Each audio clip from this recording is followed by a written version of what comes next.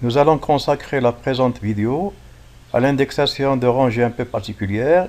Il s'agit des diagonales des faces d'une maille donnée. Pour commencer, nous rappelons tout d'abord que la rangée qui représente une famille de rangées réticulaires, cette rangée doit être centrale, c'est-à-dire qu'elle doit passer par l'origine de la maille. Et d'un autre côté, elle sera notée UVW entre crochets. UVW sont les coordonnées du premier nœud de cette rangée centrale venant après le nœud origine. Cette rangée peut être également notée -U, -V, -W avec les coordonnées du nœud symétrique au nœud UVW par rapport à l'origine de la maille. Alors maintenant, pour ce qui concerne les diagonales des faces, elles sont en nombre de 6, 2 par face, et 3 de ces rangées sont centrales, c'est-à-dire qu'elles passent par l'origine de la maille. Ces rangées-là sont faciles à indexer. Il suffit tout simplement de déterminer les coordonnées de leur premier nœud venant après le nœud origine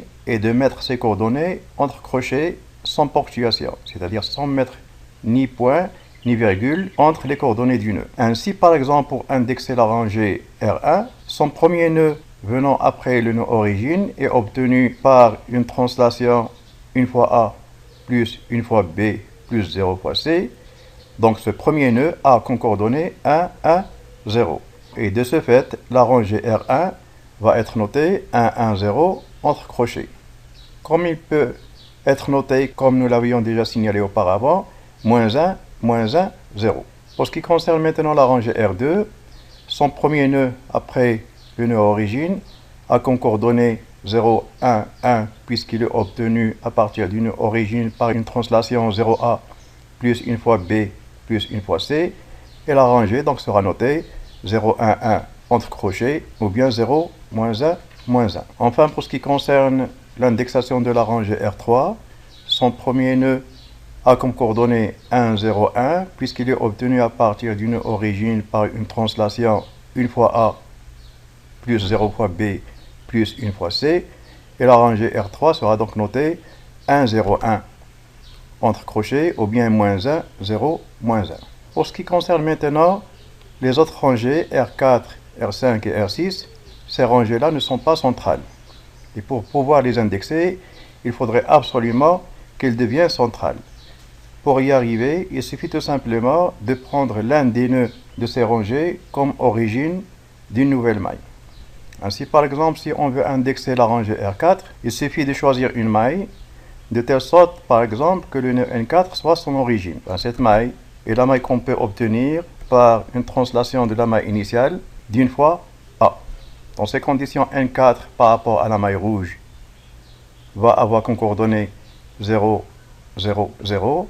Donc il va subir la translation moins 1 fois A. Comme le nœud N5 lui est dépendant, il doit subir la même translation.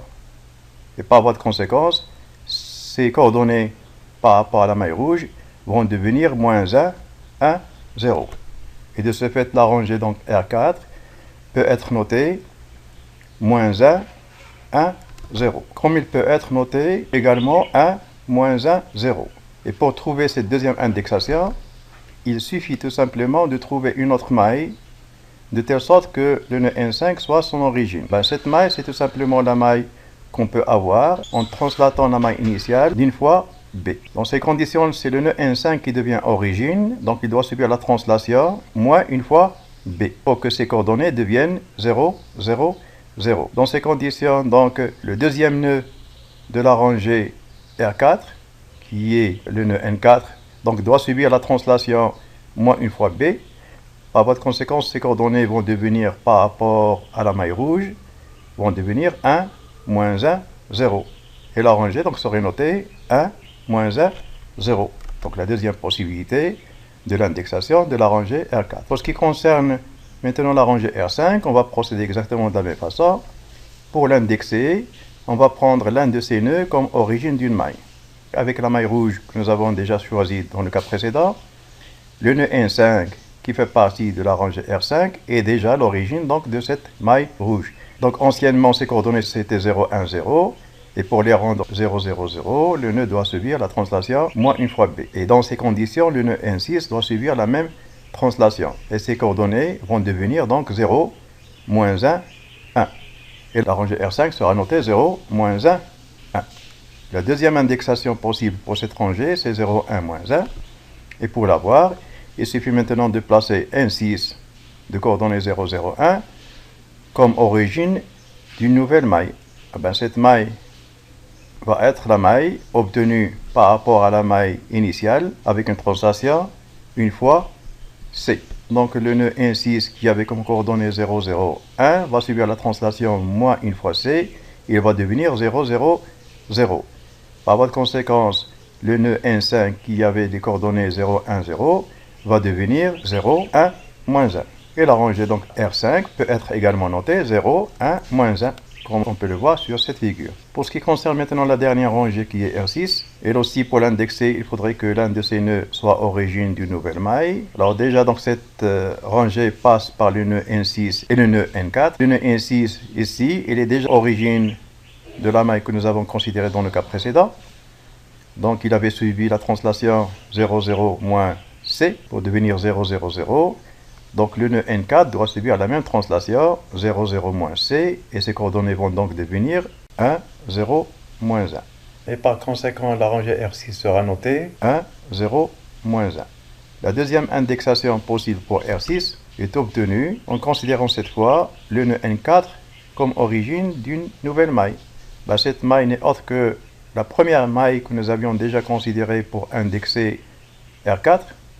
Donc c'est la maille qui était obtenue par une translation une fois A, dans laquelle donc pour devenir origine, le nœud N4 doit subir la translation moins une fois A, et dans ces conditions, le nœud N6 doit subir la même translation, moins une fois A, ces coordonnées vont donc devenir moins 1, 0, 1.